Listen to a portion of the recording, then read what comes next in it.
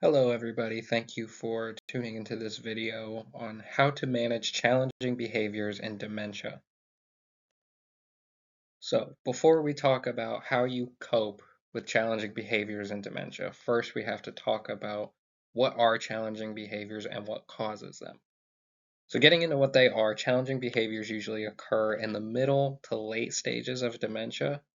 They typically occur due to the person's response to different needs changing in one or multiple ways. These are typically displayed when they have a certain need unmet, such maybe they're hungry, maybe they're tired, maybe they're in some kind of pain, and the way they respond changes. So it's important to remember that the person's not trying to be difficult. Oftentimes, this is just as challenging for the individual as it is for the person supporting the individual. So what causes these challenging behaviors? Um, we all do things both consciously and unconsciously to meet our basic needs. We might tell somebody our needs so that they can help us meet it. We do things ourselves to meet our needs. Like if we're hungry, we might tell somebody in the kitchen so they can get us some food. We might go get some food ourselves. However, the symptoms of dementia can make it more difficult to take those actions, to have those needs met. With this in mind, these challenging behaviors are not always caused by the dementia itself. Sometimes it can just be frustration showing through for that person. Maybe they're not having a need met that they feel they want met. Maybe they're trying to communicate a need, and maybe there's some misunderstanding, and that can cause the challenging behavior. So most of the time, the changes in behavior seen are caused by having an unmet need, such as being hungry or being in pain, as we talked about on the last slide. Maybe they're attempting to meet the need themselves, or they're attempting to communicate a need to somebody else.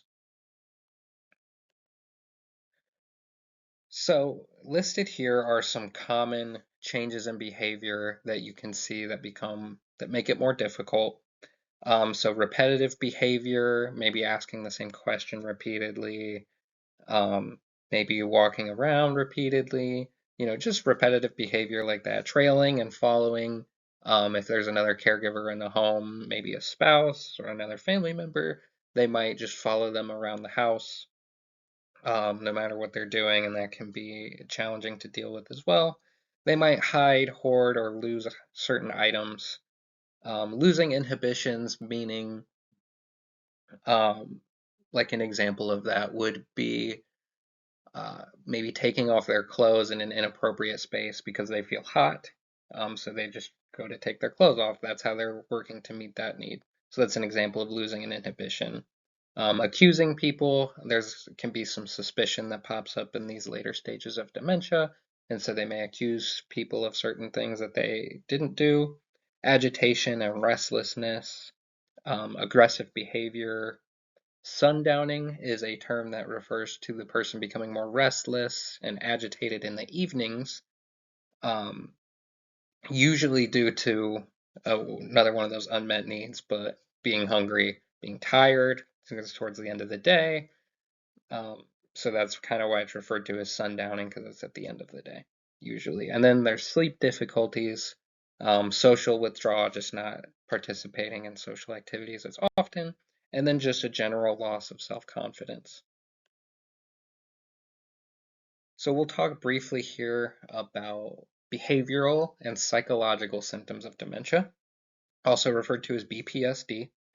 These are symptoms that can develop in the later stages of dementia, and these can be some of the most challenging symptoms to manage. So these symptoms can include increased agitation, aggression, delusions, and hallucinations.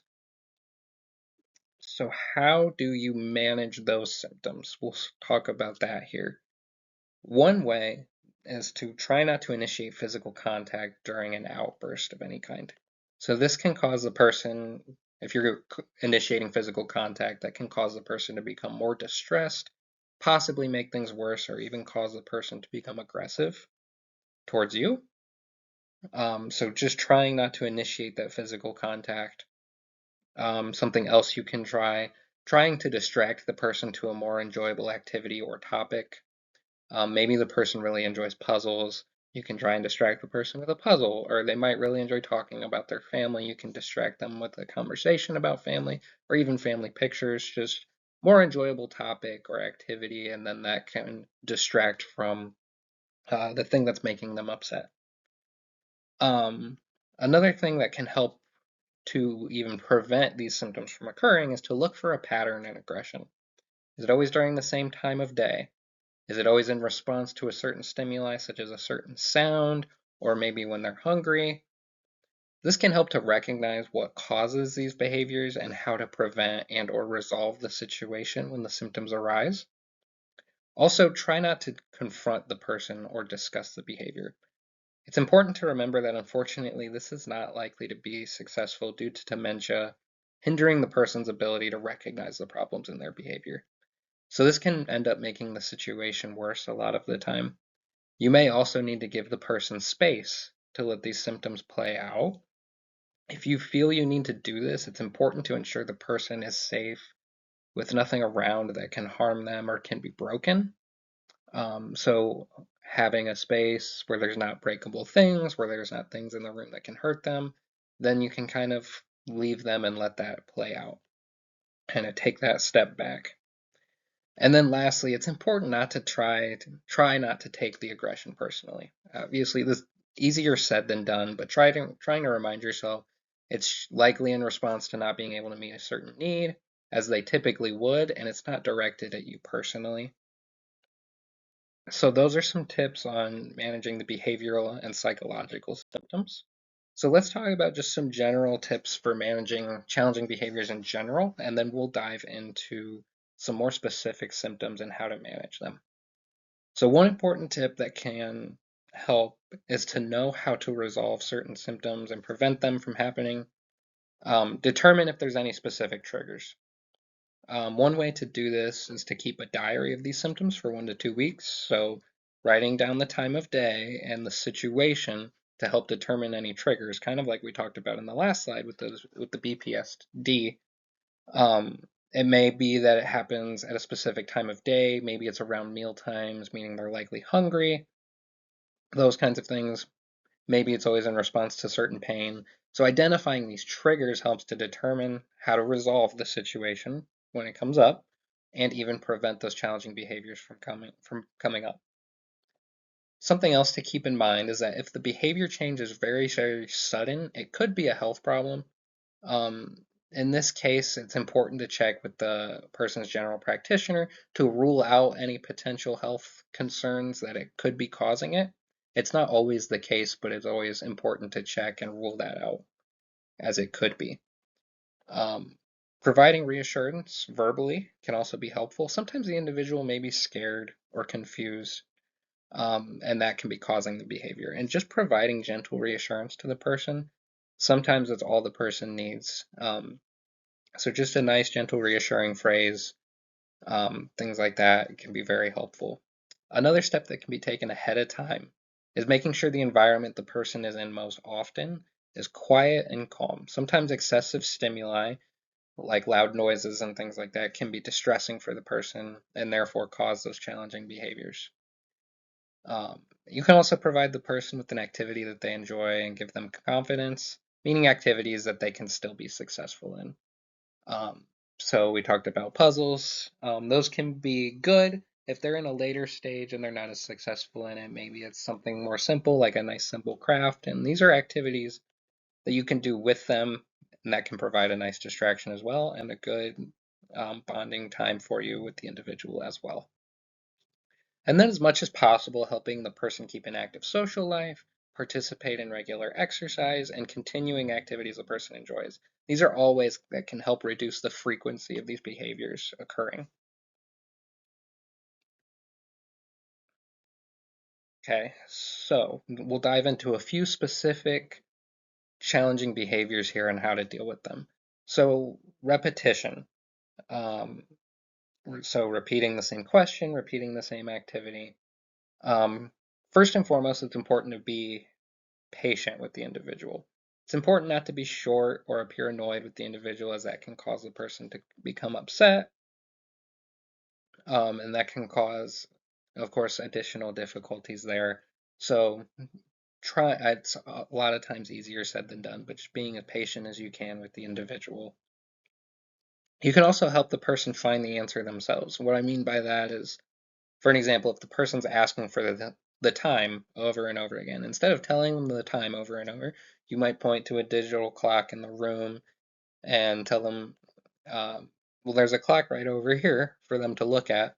And that can sometimes reduce the frequency if they're asking that same question over and over. So if there's a way to help them answer the question themselves, sometimes that can help. Another tip is to look for an underlying theme or cause and provide reassurance if needed. Sometimes if they're asking the same question repeatedly, they may be anxious about something or confused. So looking for underlying causes can help, and then just providing that gentle reassurance talked about earlier if needed. Something else you can do is to redirect to a topic the individual enjoys talking about, such as sports or family, to get their mind off of this question they're asking. Kind of like just a general distraction to get their mind off that question. Moving on to a more enjoyable topic is another tip with those. So the next behavior we will talk about is restlessness and wandering. This can be a particularly challenging one um, when you're trying to keep the individual safe, of course. So one way you can address this is making sure the person has plenty to eat and drink. Sometimes the person may become restless or wander to look for something to eat or drink, so providing them with this can reduce that behavior. Another way is to have a daily routine that includes physical activity, and you may even accompany them on a walk for that physical activity. This can be ensure they're burning off energy, any excess energy during the day that could be there at the end of the day, and helps them have a sense of routine, which can reduce wandering as well. Something you may also consider is you can implement different tracking devices and or alarm systems in the house just to keep the individual safe if wandering is a particular problem for the person. And this can help give you some ease as the individual caring for them if that's a particular concern, just to have some way to be notified if they are wandering a lot. As we talked about in the general tips too, keeping a quiet environment by reducing noise levels and other distractions can reduce the individual feeling restless, maybe trying to check out what certain noises are and things like that. So just keeping a nice, quiet, calm environment if possible. And one reason someone may be restless or wandering is if they feel disoriented. They may forget where they are or why they are in a certain place. And in that case, sometimes providing reassurance is all the person really needs. So just be looking for that. If they seem disoriented, maybe they forget where they are, why they're there. Just providing that gentle reassurance, maybe even asking them. Second to last behavior we will talk about is difficulties with sleep. So one way to help with this is providing plenty of activity and exposure to sunlight during the day. As we talked about on the last one with the restlessness and wandering, having that physical activity is beneficial in other ways as well. But here it's also just ensuring the individual has spent that energy, they're tired and ready for bed when bedtime comes around. If they have some of that excess energy, they may not be ready for bed, and then that can cause the sleep difficulties. Also, ensuring their bedroom is comfortable for them. This includes not just the bed itself, but ensuring the setup is familiar to what they're used to. Increasing that familiarity and comfort. A lot of times maybe they've moved in with you, or maybe they've moved to an assisted living or nursing home, and keeping the bedroom set up as close to typical as they are used to can help them to feel more comfortable in the bedroom and not have as many difficulties with sleep. Also, a nightlight or blackout blinds can be used if needed to help the individual sleep better, depending on if they like having some light in the room or if they don't want any light at all. Um, those can be good tools to help the individual sleep better. Um, if the person's ever having caffeine or alcohol in the evening, cutting down on that can also ensure the person's body will be ready for sleep at bedtime. And then having a regular sleep schedule and a nighttime routine will also help the individual to sleep better. So this will help the person's body to get in a routine, knowing when bedtime is, and therefore their body will be readying itself for sleep around the same time because your body has that routine, they know when bedtime is. And so installing that routine and having that will help the individual have a better sense of routine and therefore their body be more ready for sleep.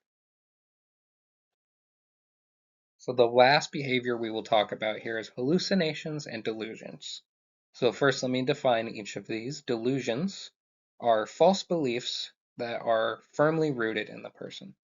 They will not change this belief even as evidence is provided to disprove it, and this can show up in the form of paranoid beliefs and suspicion. So maybe they think someone's stealing from them, that kind of thing. That's a lot of times how they can show up. Hallucinations are incorrect perceptions of objects or events involving the senses. So this can result in negative or positive experiences. And these can involve any of the senses, but the most common are visual and auditory hallucinations. If the person is experiencing either of these, it's important not to argue with the person, as I talked about with delusions. Even if they're provided with evidence to disprove it, they're likely not changing this belief, and this often just leads to arguing and can cause other difficulties in that. So it can be difficult when they're saying something that you know is not true, um, but confronting them and trying to argue with them just is not going to be productive. So another important aspect is to validate the emotion the person's feeling. Um, so for example, if the person feels someone's stealing from them, just kind of think how you would feel if you were fully convinced someone was stealing things from your bedroom. You would likely be very frustrated and even scared that someone had invaded your privacy like that. So don't just working on validating the emotion. So saying something like, I'm really sorry, that must be very frustrating for you, or that must be really scary. Things like that. This way, you're not confirming or refuting the delusion, but you're validating the emotion that goes along with it. Also, providing reassurance can be helpful. Reassuring, like maybe it's saying, it's something you can look into or something you will take care of. Just reassuring statements to them. Um, that way, you're not making a big deal about it, but still validating the situation, letting them know you'll take care of it. Someone's looking into it, those kinds of things. Just to let them know you're not just brushing it off and don't think it's nothing. Also, distracting the individual with an enjoyable activity or topic to get their minds off of it. As we've talked about several times, just having activities they really enjoy or topics they enjoy talking about can be good distractions for a lot of these different behaviors. And then you can also keep a spare of frequently misplaced items such as their wallet or keys if possible. And then I don't have this one on the slide, but as far specifically for hallucinations, having good lighting in the room is another good one. Sometimes poor lighting can cause different shadows in the room that can cause some of those visual hallucinations. So having that adequate lighting in the room is good to help deal with those hallucinations as well. So that is all for this presentation, talking about these challenging behaviors. Hopefully you found some of it useful. And then just one more thing to end on is it's important to remember to ensure you're caring for yourself as well and being patient with yourself during this time. It's great that you're taking steps to improve how you care for this person, but give yourself some grace. It's a difficult time. It's filled with a lot of change for both you and the individual, and so it's important just to remember that and just try and give yourself some grace and continue doing the best that you can in this situation. But I hope that this presentation was helpful for you, and I thank you guys for listening.